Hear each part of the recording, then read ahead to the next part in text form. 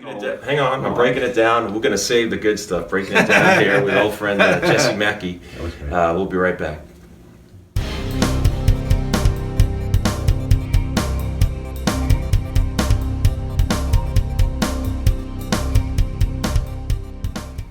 Pete Koch here, breaking it down with Jesse Mackey, actor, comedian. You've seen him on Conan. You've seen him on TV. And good to see you, my brother. You too. It's great. It's nice. Thanks for having me out. It's been a little while. We go way back. You know, we go back to the television commercial we shot. A series of television commercials for a tiny French car where they packed 4 large guys into a tiny little car. And I always remember there's a story in there that at the final audition, because you weren't at the final audition, they brought you in a little afterwards. So the final audition, it was me, Rick Sarabia, whom you know, and this other guy named his stage name was Ludo Wolfbane. I don't know whatever happened to Ludo Wolfbane. If you're out there, Ludo Wolfbane, contact us. I'd love to see how you're doing. And then this Asian kid was the 4th. And they really pumped us up at the audition about, okay, you guys are it. This is it. The director loves all of you. You're in. This is great. And so it was my first real commercial. I was like, oh, wow, this is great. Oh, boy. You're stoked. I was excited. And then we showed up on the set out in the desert in Lancaster, and there's Pete Koch and no Asian kid. And I was like, that's weird. And talking to the director, Harold Zwart, who's gone on to direct, you know, the Karate Kid remake, a bunch of commercials. He's all over the place. A very fine Norwegian man. He was saying that the Asian kid was there as sort of a red herring because he really wanted Pete Koch, but the producers were giving him a little grief, so he threw the Asian kid in there to be like, okay, I want this guy, and the producers were like, oh no, well then Pete Koch. Like so this poor kid somewhere out there, the Asian kid, I don't remember your name. If you see this, like Ludo Wolfbane, get in contact with Pete. I'd love to see how you're doing. I never knew that part of the story. That poor kid went home thinking he had this job, like this is great. Probably called his family or whatever, and the next day was like, nope.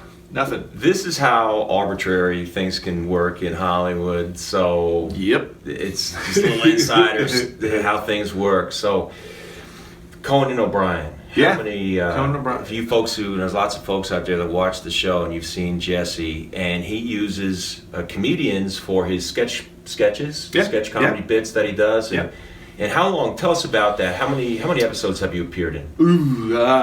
It's hard. I mean, over 50 at this point. I think it's nice. I've been there. It's amazing. You decide how much soda you can drink. Bring any container, and we'll pump it full of cold, refreshing American soda. We're gonna scoop up some new audience members.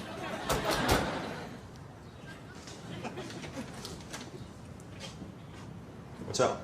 You've been chosen to be in our studio audience today, sir. Okay. What's this for, though? Conan. Conan.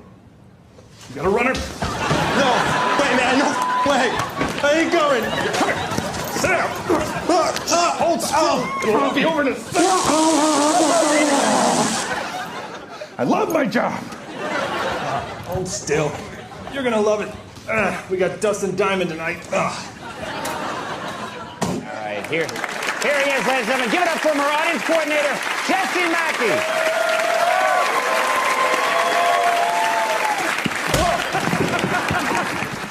Most weeks. So they need people, they need fresh bodies for all these different sketches. They need all sorts of different people, big, small, short, tall, whatever, for different sketches because they've got random ideas going on all the time. Well, let me wind this back a little bit. So you've got a strong background in improvisational comedy, and tell us a little bit about that and what that means to you and how that benefits you as an actor.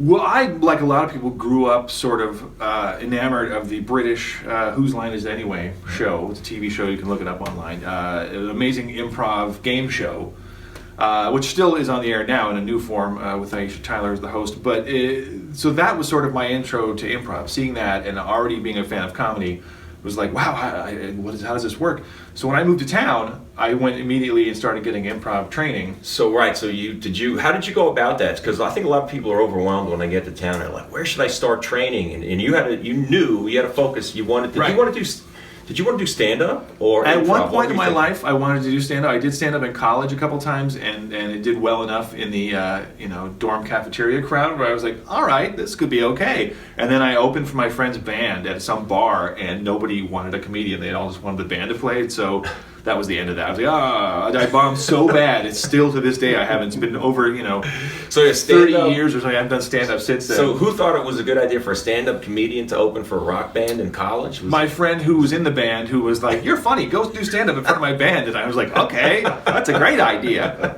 And I didn't get booed off the stage, but I certainly was greeted with a chorus of crickets. All right, so you got to Hollywood. Got things back on the rails. Went to college in San Francisco for theater, and then came to Hollywood. And so there you go, college theater background. Yeah, went to San Francisco State, got a degree in theater.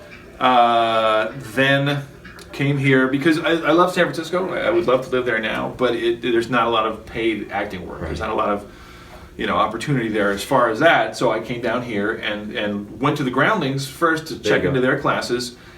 There was a huge wait list, and at that time, the sort of only other real game in town was the Acme Comedy Theater, and I went there. Sure, and that's very well known, and very well respected. Did you have a good experience there? I had a great experience. I spent years there. I made some of my best friends from those experiences. And you were asking about the improv training as far as actors and things. I think anyone can benefit from improv training, just taking some improv. And a lot of times in those beginning improv classes, you'll meet people that aren't actors, that just want to be able to learn to think on their feet. Yep. And that's the whole thing with improv, is just being able to think on your feet and feel comfortable in any situation you get thrown into. That could benefit folks in sales, right? Yeah. Sales, and basically lawyers, all sorts of things where you need to feel comfortable or be able to adapt and feel comfortable in almost any situation. That's your game right there. Do you see an application for that training when you go in and read for theatrical roles or get into your theatrical work? Yeah, absolutely, all the time. Like if you go and you're reading for whatever it is, a movie or a TV show or a dramatic part or a comedic part, it doesn't matter. A lot of times when you finish your read, they will say, "Okay, I like that, but try it this way now." You've got to be able to make that immediate, instantaneous change and try to deliver what they're asking for. So if it's a dramatic role and it's like, okay, I want more of this or more subdued or whatever, you have to be able to make those changes on the fly. And in some cases, even you'll go audition for one role, and when you go to leave, they'll say, "Oh, you know what? Hey, wait a second, Pete. You're really right for the role of the bouncer. Will you read that as well? Here's the script. You just handed it right there. You got like 10 minutes to prepare that, and then you go back in." You've got to be able to think on the fly and sort of, use your skills to make it make sense. It makes perfect sense to me. And what is the best way in your mind for folks new actors to approach their training? Do you see? Maybe you have a bias. I might assume that you come at this thing from an improv comedy standpoint, or what about that more traditional dramatic training? Well, I think any training is going to benefit you. First of all, like find a training that appeals to you, whether that's improv comedy, or stand-up, or straight up acting class, or doing plays, or whatever it is, whatever appeals to you, whatever kind of training appeals to you, go and do that. I got a bachelor's degree in theater, which I really would recommend if anyone is young and is watching this and has that sort of time ahead of them to do, because it really gave me a wide background in theater, which I appreciated, and then I went on to do other things. But find what appeals to you, what kind of training, but find some sort of training, yes. Secondly, something I've thought about a lot recently is that, especially in the world of comedy, live performance is a lot. So if you go to an improv theater, get some stage time, find performance opportunities, because casting people and agents and things do go to these shows and do see people performing, and it's important. It's an important part of the whole piece. How do folks get a hold of Jesse Mackey? Well, if they want to connect, I've got a 900 number. No, there's a lot of things. I'm on Twitter. It's JMackey3, JMackey3 on Twitter. Okay. I'm currently doing a lot of voiceover work and writing for a podcast called the Mo Show podcast. Oh, great. It's an audio sketch show. So it's a sketch show podcast about my friend Motion, whose face is right there. Awesome. How do people find that? It's themoshowpodcast.com. You can look that up, or it's on iTunes or Twitter, Stitcher, and all those sorts of things. And I'll put that in the show notes below. Great.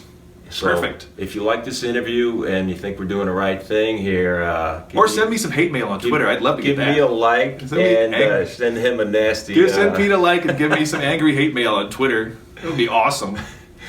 Well, keep up the good work on Conan. Thank you. I really enjoy that. One of the funniest guys you're going to meet, a talented actor. This is Jesse Mackey. Thanks again for your time. Thank you. And we're breaking it down. See you again.